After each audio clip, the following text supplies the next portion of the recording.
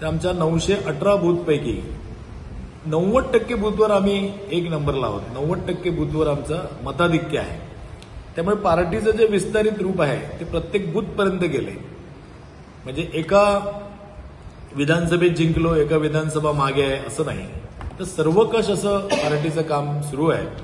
त्याच्यानंतर कार्यकर्त्यांचा उत्साह, ऊर्जा वाढली आणि त्यानंतरच्या कालावधीमध्ये पदवीधर मतदारसंघाची निवडणूक आली.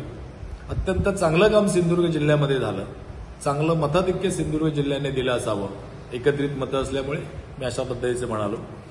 आणि त्यामुळे 100% भाजपा असा जो आमचा मंत्र आहे, खूप दिवसापासूनची इच्छा आहे की पार्लमेंट टू पंचायत सगळी सत्तास्थानं भारतीय जनता पार्टीच्या अखत्यारीत असावी. तर तो एक प्रयत्न आमचा सुरू आहे.